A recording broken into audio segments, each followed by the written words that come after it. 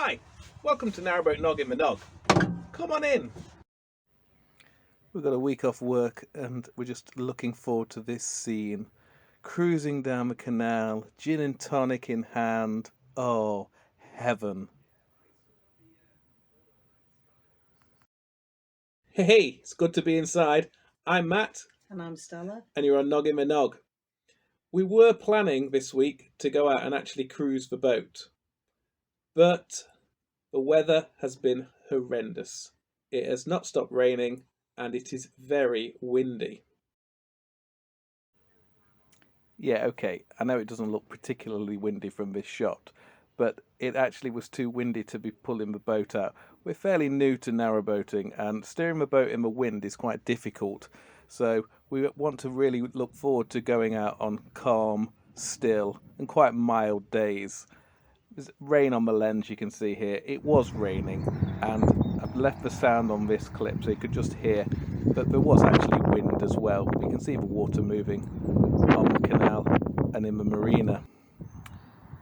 It's just turning February. It's just before Valentine's Day and as you'll see, like every good husband, there's some flowers for Stella. Despite the weather, jobs have to be done. There I am, emptying the ash pan.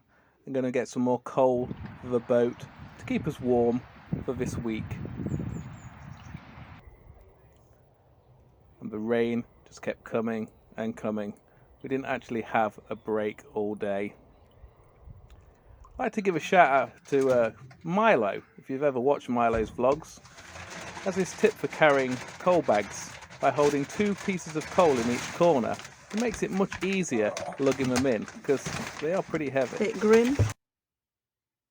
I've got a confession really that I have some deep fears here that kind of becoming institutionalized, as they say in The Shawshank Redemption, that I'm putting off going out in the boat. A bit of a fair weather boater. It's something I've got to work on. I do realise this. I'm going to go into hard training.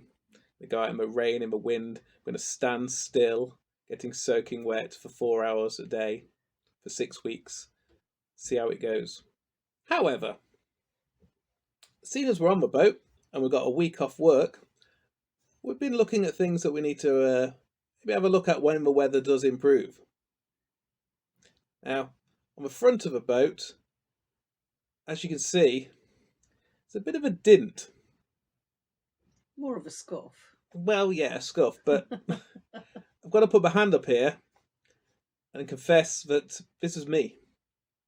Unfortunately, I was trying to turn the boat around about 2 months ago and thought, oh, I'll just gently nudge it into the bank, turn it nice and easy, and away we go.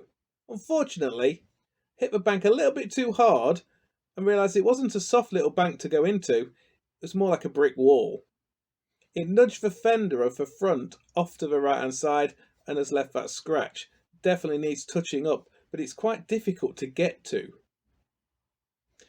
Also, if you look at the fender, it does seem to be off at an angle, and I keep trying to pull it back to be straight on the boat, but the problem is it just seems to want to turn off to the right. That's one of the things we really need to look at. Thing we need to look at really is the roof.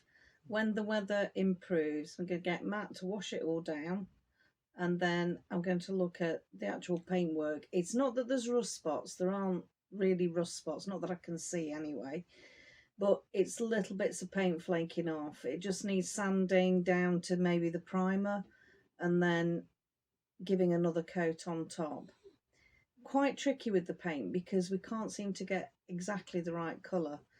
The last time I touched it up, which was along the sides where there was tiny little rust spots, I bought some paint that called itself navy blue, which is what we thought it was, and it is close, but it's not exact, so I had to put a tiny bit of black in it to darken it a bit, and I'm probably going to have to do that again.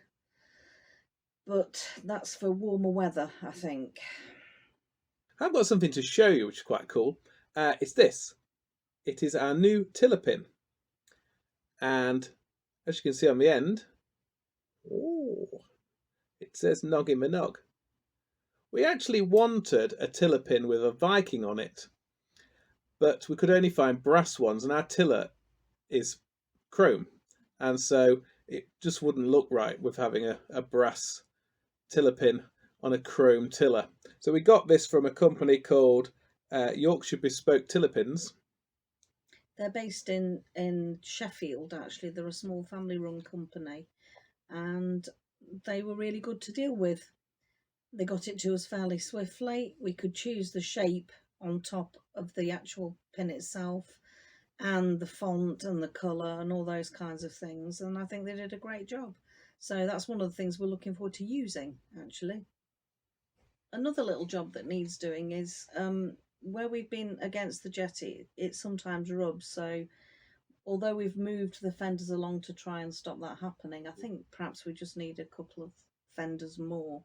And also, there's some scuffs and scratches down the side that probably we've done a bit when we've been out cruising, and probably we've done by brushing against the jetty as well. So I'm going to need on a dry day to touch those up as well. They're not rusty, they're just scuffs. They just need rubbing down and painting over. Last week we put a vlog on about things we probably regretted not looking more closely when we bought the boat. We had quite a lot of views on that vlog. Many thanks if you were one of those people to watch it. We also had quite a lot of good comments and some really helpful advice. Thanks to Mark Morgan, who gave us a really good advice for the toilet problem we had. So thanks for that, Mark. I hope you're watching this week. Last week we had 88 subscribers, and we asked to see if we could find another 12 so we could get up to that magic 100. Well, you absolutely outdid yourselves, and we are now up to 133. Get in. We are so pleased with this. Please subscribe if you're not already subscribed, and we can start going towards that 150. Thanks for watching. If you want to have a good look inside Noggin Nog, I would suggest looking at this video here.